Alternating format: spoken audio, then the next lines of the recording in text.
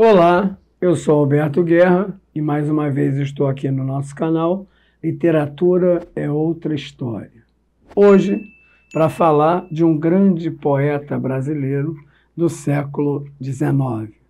O autor, chamado Gonçalves Dias, Antônio Gonçalves Dias, autor de Canção do Exílio, por exemplo, que é, querendo ou não, o hino nacional brasileiro dentro da arte literária.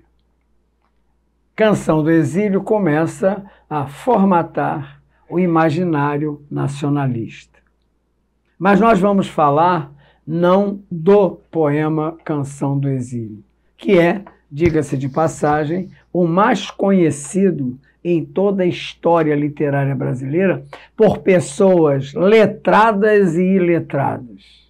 Tal a força do poema. Para se ter uma ideia dessa força, é preciso dizer também que o hino nacional brasileiro incorporou em sua letra muitos versos do Gonçalves Dias. Para você sentir o prestígio que o poema tem. O hino nacional brasileiro fez, em alguns momentos, a paráfrase do Gonçalves Dias em Canção do Exílio. Mas esse compromisso nacionalista, em termos românticos, vinha muito acoplado à ideia do o homem em estado natural é puro, a sociedade é que o corrompe, do Rousseau.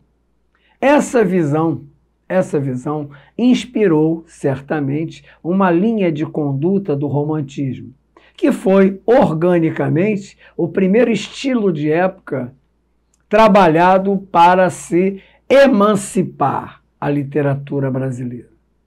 Antes, no Barroco e no Arcadismo, a literatura vinha com uma marca muito europeia. Era uma fase ainda de colonização e não de independência de linguagem, independência de cenário, independência de cultura, independência de pensamento nacional. Mas um poema como Ijucapirama, do Gonçalves Dias, que, nessa versão tupi-guarani, quer dizer aquele que deve morrer, que é o nome do poema, aquele que deve morrer, traduz bem o ideário do estilo. Além de buscar o primitivo, além de buscar as origens, não se pode esquecer que o texto é romântico. E como o texto romântico é subjetivo, é fantasioso, é ilusório, não se vá, portanto, exigir que o texto fale numa linguagem nativa. Ijucapirama, que significa aquele que deve morrer, fala da antropofagia ritual existente, segundo muitos estudos, em determinadas tribos indígenas.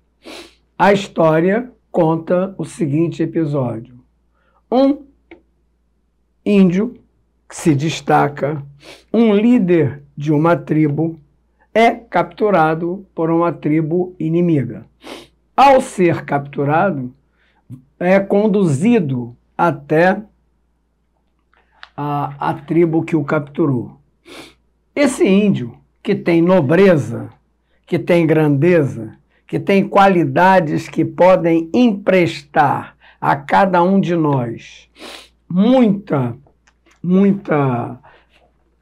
traço diferenciado, vai ser convidado a ser o prato principal do banquete que a tribo vai fazer. Quando o chefe da tribo que o captura comunica que ele vai morrer para ser o prato principal do banquete, ele deixa de ser o herói, deixa de ser o nobre, deixa de ser o acima do bem e do mal e fraqueja como qualquer ser humano, como qualquer mortal. E tem medo e chora diante da morte.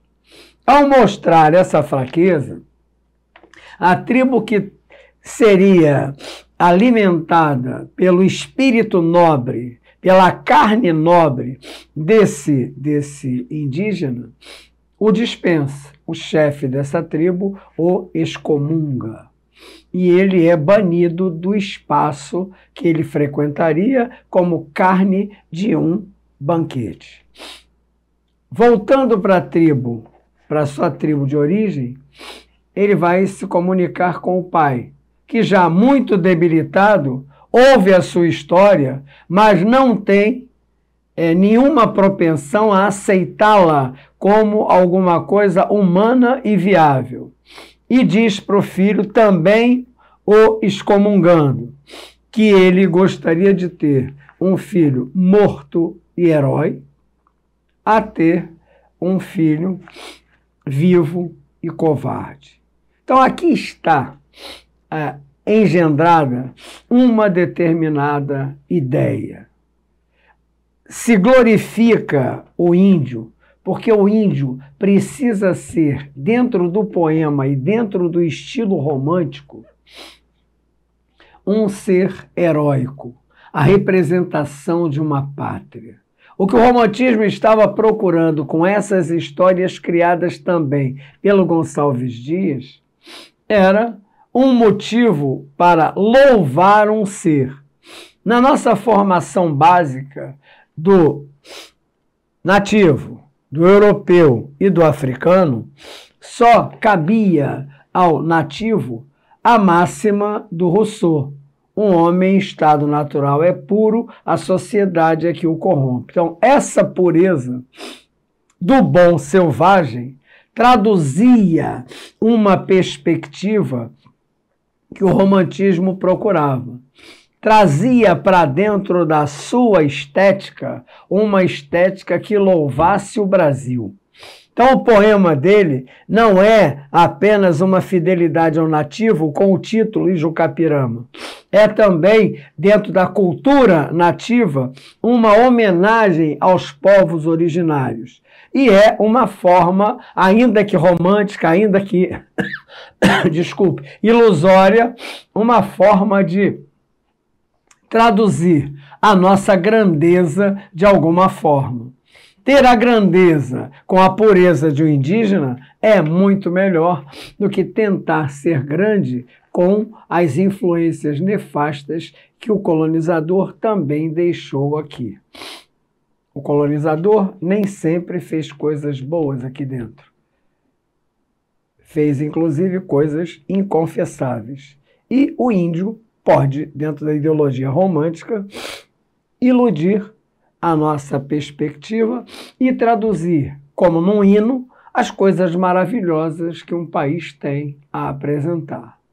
Se você gostou da análise, dê seu like, chame seus amigos, faça inscrição, aumente a lista dos nossos espectadores, telespectadores, ouvintes, ou da maneira como você quiser chamar. Você sempre será bem-vindo e bem-vinda.